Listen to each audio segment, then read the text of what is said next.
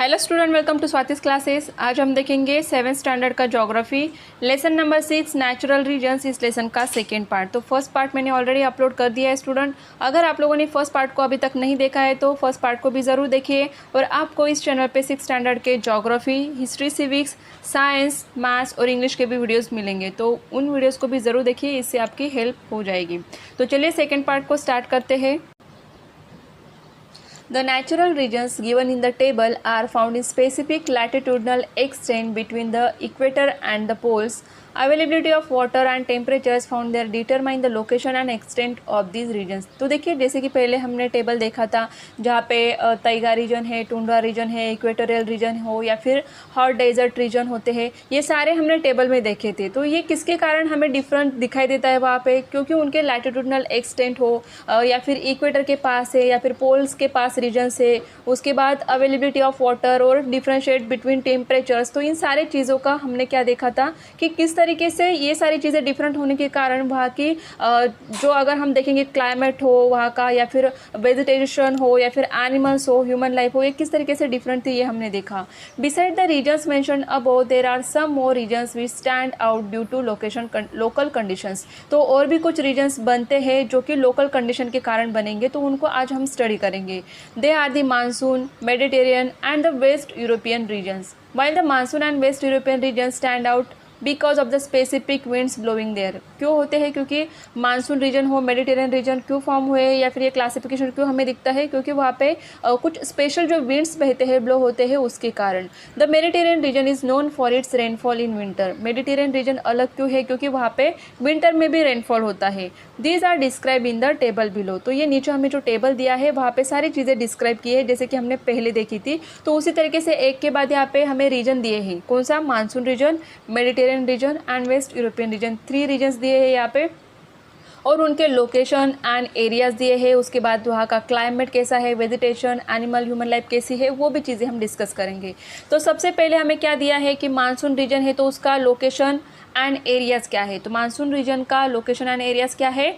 North and south of the equator between 10 degree and 30 degree, north and south parallel, means दोनों भी hemisphere में, north में भी और साउथ में भी 10 to 30 डिग्री तक क्या रहेगा? मानसून रीजन होगा। एरियाज कौन से है, मीन्स कौन से देश इसमें आएगा या फिर कौन सा एरिया आता है? तो इंडियन सब कॉन्टिनेंट का एरिया आता है, फिलीपींस, वेस्ट इंडीज़ है, नॉर्थ ऑस्ट्रेलिया है, उसके बाद ईस्ट अफ्रीका है, उसके बाद अमेरिका दिया है। तो ये सारे रीजन कहाँ पे आते हैं? मानसून रीजन में। नेक्स्ट दिया है हमें मेडिटेरियन रीजन। तो उसका एक्सटेंड हम देखेंगे कहाँ से कहाँ तक है। तो 30 degree and 40 degree parallels in both the hemisphere. ये भी नॉर्थ एंड साउथ हेमिस्फीयर में है और उसका एक्सटेंड क्या है? 30 डिग्री टू 40 डिग्री।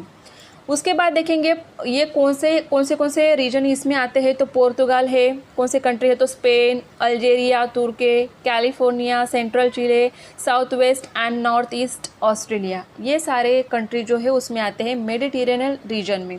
उसके बाद नेक्स्ट हमें दिया है कि वेस्ट यूरोपियन रीजन का लोकेशन क्या है। तो located in the western part of continents between 45 degree and 65 degree, north and south parallels. तो नॉर्थ एंड साउथ पैरेलल्स की कौन से एक्सटेंड दिए हैं कि 45 degree to 65 degree parallels.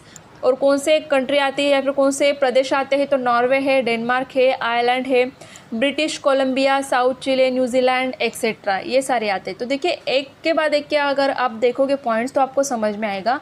Monsoon reason start होता है 10 डिग्री टू 30, उसके बाद 30 टू 40 कौन सा है? मेडिटेरियन रीजन है। उसके बाद 45 टू 65 कौन सा दिया है? तो वेस्ट यूरोपियन रीजन। और ये जो कंट्री के नाम या फिर जो भी नाम आपको दिए हैं ये आपको क्या करने होंगे? रीड करने होंगे, तभी आपको समझ में आ जाएंगे। नेक्स्ट दिया है कि यहाँ का क्लाइमेट कैसे है। तो फर्स्ट मानसून रीजन जो है उसका क्लाइमेट हम देखेंगे। तो समर टेम्परेचर बिटवीन होता है, कितना होगा? 27 डिग्री टू 32 डिग्री सेल्सियस होता है। और वही विंटर में टेम्परेचर कम हो जाता है, 50 डिग्री टू 24 डिग्री सेल्सियस तक होता है। और वहाँ पे रेनफॉल होता है 250 टू 2500 मिलीमीटर, इतनी बारिश वहाँ पे होती है। Areas get rains in a specific season from south west monsoon. जैसे कि हमारे यहाँ पे स्पेसिफिक सीजन होता है रेनी सीजन, और रेनी सीजन में ही रेन आती है। तो जितने भी कंट्री यहाँ पे मानसून में आते हैं, मानसून रीजन में, तो वहाँ पे साउथ वेस्ट मानसून के कारण रेन आती है। तो स्पेसिफिक सीज़न होता है उसी टाइम में रेन होती है। Rainfall is highly variable and distribution is quite uneven, कि एक जैसी रेन नहीं होती है, हाईली वेरिएबल होती है और हर जगह पे सेम भी नहीं होती है, क्वाइट अनइवन होती है। नेक्स्ट देखेंगे तो यहाँ पे ड्राई समर एंड रेनफॉल कब होता है, तो विंटर्स में होता है। और समर का टेम्परेचर वहाँ पे 21 डिग्री सेल्सियस टू 27 डिग्री होता है, मीन्स कम है। और अगर विंटर में देखेंगे तो काफ़ी कम हो जाता है, 10 degree Celsius to 14 degree Celsius. Mean annual rainfall जो दिया है 500 to 1000 मिलीमीटर। और रेन कब होता है, तो विंटर में। देखिए मानसून रीजन में हमने क्या देखा था कि एक सीज़न होता है, पर्टिकुलर सीज़न की, रेनी सीज़न है तभी मानसून आता है। लेकिन अगर हम यहाँ पे देखेंगे मेडिटेरियन रीजन में, तो वहाँ पे विंटर में क्या होती है, रेन होती है। और टेम्परेचर भी आपको डिफरेंस नज़र आएगा कि जो मानसून रीजन वाला है वहाँ पे टेम्परेचर ज़्यादा है, यहाँ पे क्या होगा, कम। नेक्स्ट देखेंगे मीन समर टेम्परेचर यहाँ पे है around 20 degree Celsius. Mean winter temperature around अगर हम देखेंगे विंटर में तो 5 डिग्री सेल्सियस, मीन्स काफ़ी कम हो जाता है। रेनफॉल यहाँ पे दिया है 500 to 2500 मिलीमीटर होता है। And rainfall mostly in the form of cyclones associated with the westerlies, तो साइक्लोन्स के फॉर्म में रेनफॉल ज़्यादा आता है यहाँ पे। And it rains throughout the year, पूरे साल भर में बारिश होती है। और क्लाइमेट यहाँ का कैसा है, माइल्ड है। तो देखिए आपको डिफरेंसेस नज़र आएंगे यहाँ पे, टेम्परेचर में हो, रेनफॉल में हो, सीज़न में हो, कि मानसून रीजन में एक पर्टिकुलर सीज़न में रेन आती है, लेकिन यहाँ पे अगर हम देखेंगे सेकेंड देखेंगे तो वहाँ पे विंटर में आती है। और थर्ड में अगर हम देखेंगे रीजन में तो वहाँ पे थ्रू आउट द ईयर, पूरे साल भर में कभी भी बारिश होती है। तो ये डिफरेंसेस आपको समझ में आएंगे यहाँ पे। नेक्स्ट है नेचुरल वेजिटेशन। अगर हम देखेंगे सेमी एवरग्रीन एंड दूसरा दिया है डेसिडियस फॉरेस्ट होते हैं इस टाइप के। And vegetation depend on the distribution of rainfall, जो भी वेजिटेशन होगा, अगर एग्रीकल्चर है, खेती है, तो रेनफॉल के ऊपर डिपेंड होता है पूरी तरीके से। और यहाँ पे ट्रीज, वेजिटेशन मीन्स कौन से ट्रीज, तो ट्रीज कौन से होते हैं, बनियान ट्रीज है, उसके बाद पीपल है, टीक है, साल, सीसम, सैंडलवुड है, चिंसोना, बाम्बू, एकेकिया, श्रब्स, ग्रासेस, इस तरीके के ट्रीज आते हैं। उसके बाद मेडिटेरेनियन में देखेंगे तो थिक स्मॉल ऑयली लीव्स होते हैं, थिक बार्क, एग्जाम्पल कौन से कि ऑलिव, ओक, चेस्टनट, इस तरीके के ट्रीज होते हैं। ग्रास इन लो रेनफॉल रीजन, जहाँ पे लो रेनफॉल होती है उस रीजन में अगर हम देखेंगे तो ग्रास वहाँ पे दिखेंगे। कोनीफेरस फॉरेस्ट जो होते हैं माउंटेनियस रीजन में हमें दिखते हैं, तो वो काफ़ी ज़्यादा यहाँ पे दिखाई देंगे। और वेस्ट यूरोपियन रीजन में अगर हम देखेंगे तो यहाँ पे green grasses all the year round, क्योंकि पूरे साल भर में बारिश होती है तो वहाँ पे पूरे साल भर में हमें ग्रीन ग्रासेस वहाँ पे दिखाई देंगी। Trees shade there leaves in winter, और जो ट्रीज होते हैं वो अपने लीव्स कब शेड करते हैं, तो विंटर सीजन में। Coniferous trees and short grasses ज़्यादा दिखाई देते हैं, उसमें ओक है, beech, maple, elm, pine, spruce, poplar, इस तरीके के ट्रीज़ हमें ज़्यादा ही दिखाई देते हैं। तो देखिए जहाँ पे टेम्परेचर अलग है, रेनफॉल अलग है, तो वहाँ के ट्रीज़ हो, ग्रास हो, ये अलग हमें दिखाई देगा। नेक्स्ट है एनिमल लाइफ। तो एनिमल लाइफ मानसून रीजन में किस तरीके का होगा, वाइल्ड एनिमल ज़्यादा दिखाई देते हैं, जैसे कि टाइगर से lion, leopards, cheetah, elephant, owls, boars, monkey, snakes, peacocks, cuckoos etcetera, इस तरीके के एनिमल्स दिखाई देते हैं। एंड डोमेस्टिकेटेड एनिमल्स में फिर कैटल्स है, गोट्स, हॉर्सेस, ये दिखाई देते हैं। नेक्स्ट अगर हम देखेंगे मेडिटेरियन रीजन में, तो due to animal husbandry domesticated animals are found in large number. कौन से दिखाई देते हैं वहाँ पे, तो गोट, शीप, काऊ, मल्स, उसके बाद हॉर्सेस एक्सेट्रा दिखाई देते हैं। और नेक्स्ट वेस्ट यूरोपियन रीजन में देखेंगे तो because of animal husbandry domesticated animals in large numbers. Wild animals include wolves, foxes, bears, ये सब दिखते हैं। नेक्स्ट है ह्यूमन लाइफ। यहाँ की ह्यूमन लाइफ कैसी होती है, तो large number of small Hamlet's यहाँ पे होते हैं। Considerable differences in diet and costume, तो इनके डाइट में और कॉस्ट्यूम्स में हमें डिफरेंसेस नज़र आएंगे। Population is mostly involve in primary occupation, तो प्राइमरी ऑक्यूपेशन मोस्टली कौन सा होता है इस रीजन में, तो एग्रीकल्चर होता है, और इसी को ये लोग ज़्यादा करते हैं। तो मेन ऑक्यूपेशन क्या है, एग्रीकल्चर मानसून रीजन में। नेक्स्ट देखेंगे seat of Greek and Roman civilization यहाँ पे ज़्यादा दिखाई देता है। मेन ऑक्यूपेशन यहाँ पर भी कौन सा है, एग्रीकल्चर है, क्योंकि यहाँ पर भी बारिश क्या होती है, ठीक ठाक होती है, टेम्परेचर भी ठीक होता है। Mostly fruit and flowers cultivation ज़्यादा दिखाई देगा।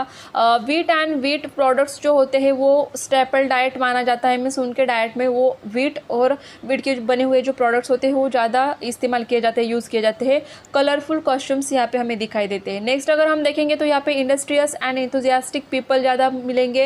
Have been mainly sailors and explorers जो होते हैं वो दिखाई देंगे। यूज़ वुलन क्लोथिंग, यहाँ पे वुलन क्लोथ क्यों यूज़ करेंगे, ऑब्वियसली वहाँ का टेम्परेचर काफ़ी कम होता है, ठंड ज़्यादा होती है, तो वुलन क्लोथ्स को यूज़ करते हैं। Have achieve progress in secondary and tertiary sectors, तो देखिए जैसे कि हमने पहले देखा इन दो जगह पे, तो मेन ऑक्यूपेशन वहाँ का कौन सा था, फर्स्ट जो मानसून रीजन है वहाँ पे तो मेन ऑक्यूपेशन एग्रीकल्चर है।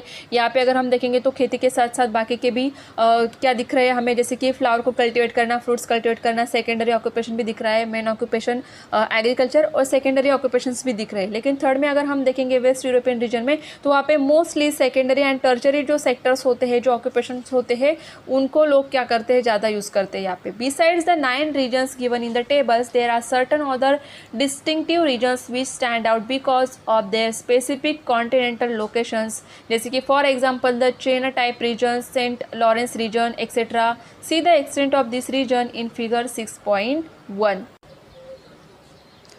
तो देखिए स्टूडेंट, यहाँ पे आपको फिगर 6.1 दिया है natural regions of the world. तो यहाँ पे वर्ल्ड मैप दिखेगा आपको वर्ल्ड नेचुरल रीजन्स का, और नेक्स्ट आपको यहाँ पे दिखेंगे इंडेक्स, और इंडेक्स में अलग अलग कलर आपको यहाँ पे दिखेंगे, और हर एक कलर के लिए कौन सा रीजन है, कि जैसे इक्वेटोरियल रीजन है तो डार्क ग्रीन कलर दिखेगा आपको। Grassland in the torrid zone है तो उसके लिए थोड़ा सा लाइट ग्रीन। इस तरीके से हर एक कलर के लिए उन्होंने क्या दिया है, नाम दिया है।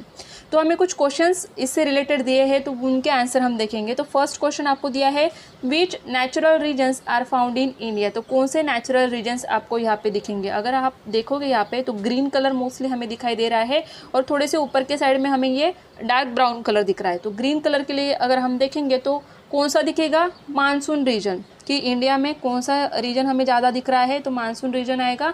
और दूसरा कौन सा आएगा, माउंटेनियस भी है, लेकिन सबसे ज़्यादा हमें कौन सा दिख रहा है, तो वो है मानसून रीजन। तो ये उसका आंसर आएगा।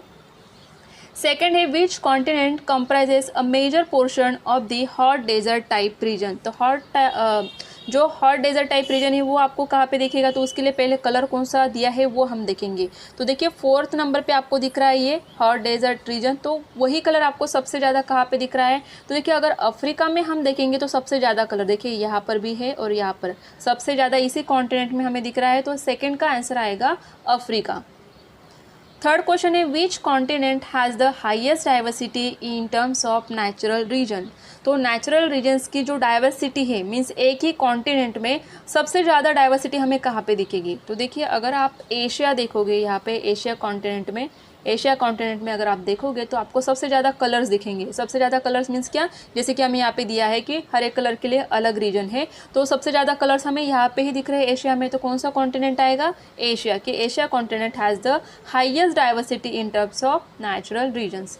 नेक्स्ट क्वेश्चन है why are there fewer natural regions in the southern hemisphere than those in the northern hemisphere. तो देखिए साउथर्न हेमिस्फीयर और नॉर्थर्न हेमिस्फीयर अगर हम देखेंगे, यहाँ पे है इक्वेटर, ये है साउथर्न हेमिस्फीयर और ये है नॉर्थर्न हेमिस्फीयर। तो साउथर्न हेमिस्फीयर में अगर आप देखोगे तो यहाँ पे कॉन्टिनेंटल एरिया मीन्स लैंड का जो पार्ट है वो काफ़ी कम दिखेगा आपको, और सराउंडिंग में पूरी तरीके से वाटर है।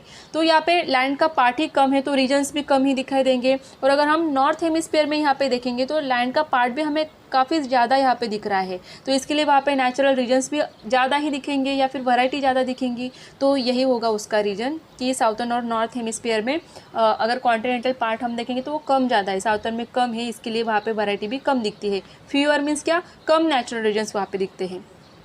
नेक्स्ट क्वेश्चन है which natural region occupies the largest area in the world, तो कौन सा रीजन है जो कि क्या करता है, यहाँ पे ऑक्यूपाई करता है largest area of the world, तो वो आएगा तैगा रीजन। तो तैगा रीजन के लिए कलर कौन सा है, देखिए यहाँ पे दिया है ये वाला एकदम लाइट ग्रीन कलर का, तो वो हमें यहाँ पे सबसे ज़्यादा दिखाई देगा, तो इसीलिए उसे कहा जाता है कि तैगा रीजन जो है वो हमें यहाँ पे ज़्यादा दिखाई देगा।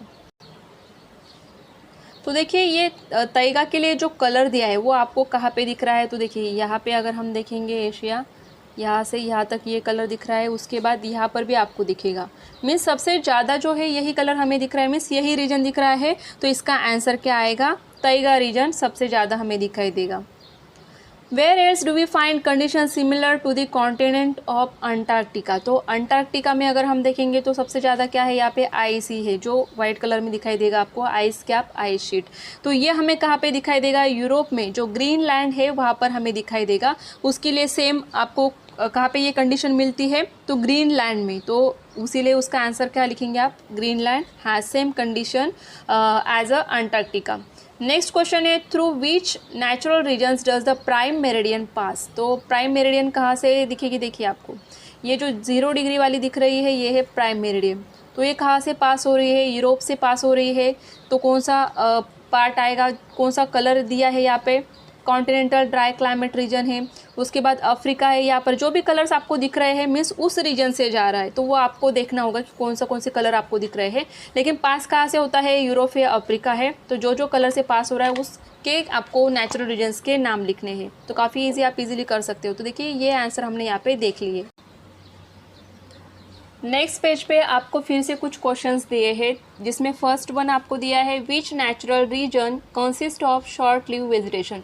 कौन से नेचुरल रीजन में हमें शॉर्ट लिव वेजिटेशन दिखाई देता है, तो उसका आंसर आएगा टुंड्रा रीजन। अगर आप फिर से पीछे जाके उस पेज को देखोगे जहाँ पे हमें दिया है टुंड्रा रीजन, तैगा रीजन, तो वहाँ पे ये मेंशन किया गया है, तो वहाँ से भी आपको आंसर मिल जाएगा।